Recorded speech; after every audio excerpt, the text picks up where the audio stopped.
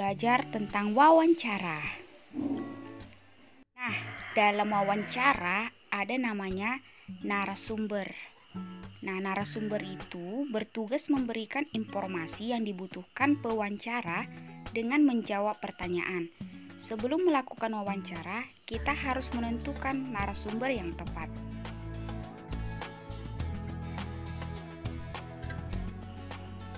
Nah, dalam wawancara, narasumber yang kita wawancarai sebaiknya memenuhi syarat berikut.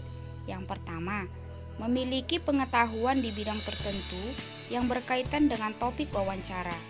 2. Memiliki keahlian tertentu dalam suatu bidang yang berkaitan dengan topik. Yang ketiga, mengalami atau terlibat dalam peristiwa yang berkaitan dengan topik.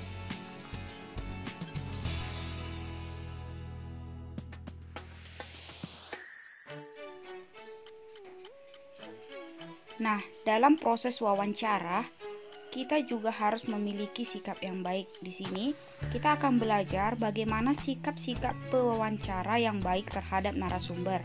Yang pertama, memperkenalkan diri kepada calon narasumber serta menyatakan maksud dan tujuan dengan jelas. Yang kedua, meminta kesediaan seseorang untuk menjadi narasumber dengan bahasa yang santun. 3. Menepati janji wawancara dengan narasumber pada waktu dan tempat yang telah disepakati. 4. Melayani narasumber dengan baik, misalnya memberikan makan atau minuman saat wawancara. 5. Berbicara menggunakan bahasa yang santun dan interaktif saat wawancara. 6. Mengajukan pertanyaan dengan jelas, serta mengulangi pertanyaan jika narasumber kurang paham. 7. Tidak menyela atau memotong penjelasan narasumber saat menjawab pertanyaan. 8.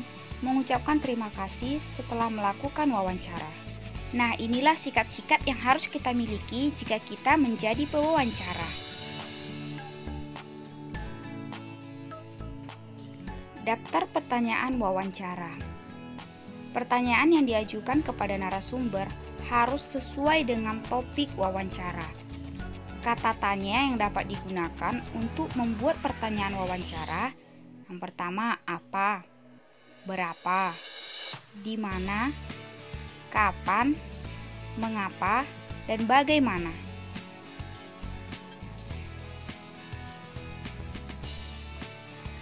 Contoh mengajukan pertanyaan-pertanyaan sebagai berikut.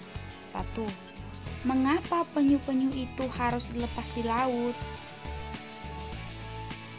2. Lalu, apa yang terjadi jika penyu-penyu itu tidak dilepas ke laut?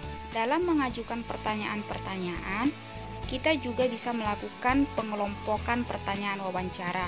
Nah, tujuannya agar narasumber mudah diarahkan untuk memberikan penjelasan secara rinci.